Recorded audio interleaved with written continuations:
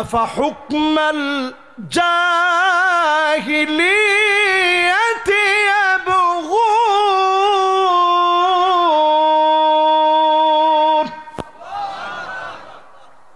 নবী, এত কিছুর পরেও লোকেরা কি জাহিলিয়াতের বিচারের দিকে চলে যাবে?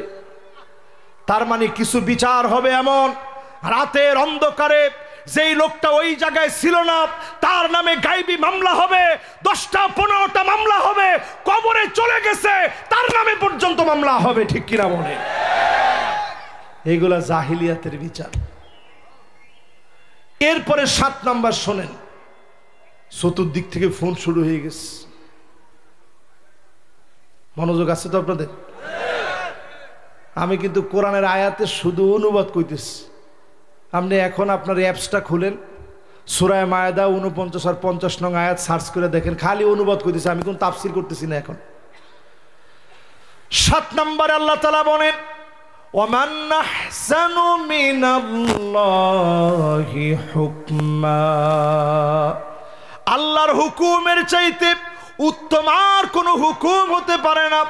সবচেয়ে উত্তম বিধান যিনি দিয়েছেন, এই বিধানের নামটা কি? সবাই বলেন আরো জোরে। জোর হলো না? এই কোরআন আল্লাহ নিজে বলতেছিল সবচেয়ে উত্তম। এরপর আল্লাহ কি বলেন? লিকওমি ইউকিনুন।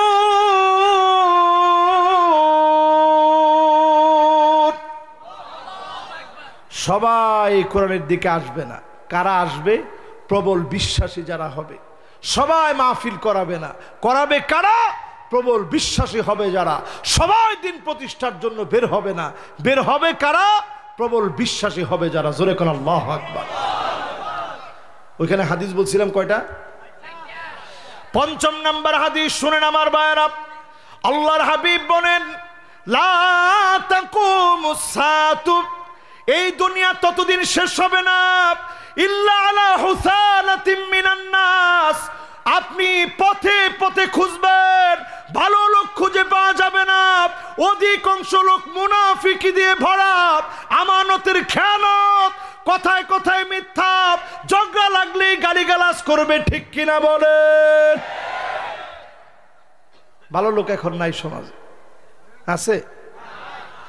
এই ফ্যানের ভিতরে বসে আজকে যদি আপনার কাছে 3 লাখ টাকা আইছে, আপনার ছেলে পাঠাইছে, আপনার ঘরের দরজাটা তেমন ভালো না, চিন্তা করলেন কোন সময় কোন ডাকাত এসে নিয়ে যায়, ঠিক আছে অসুবিধা নাই, ভাইজানের কাছে রেখে আস।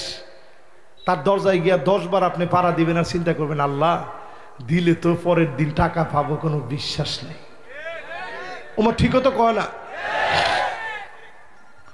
অথচ আপনি আজকে থেকে 30 বছর পিছনে যান, এরকম ব্যাংকিং ব্যবস্থা এতটা ছিল না এখন যেমন আছে। 50 বছর আগে যান, ছিলই না। তখন মানুষ টাকা রাখতো কেমনে? একজন আরেকজনের কাছে টাকা রেখে আসতো। এমন আমানতদার ছিল মানুষ, ঠিক টাকাটা ধরেন এইভাবে একটা কাগজের ভিতরে বাস করে শাড়ির ভিতরে রেখে দিচ্ছে। আবার আপনি গিয়ে যখন কইছেন, চাচা আমার টাকাটা, একেবারে ওই রকম বাস, ওই রকম কাগজ, ওই রকম বান্ডেল পুরোটাই না দিচ্ছে, নেও আব্বু এই যে তোমার টাকাটা। জোরে করে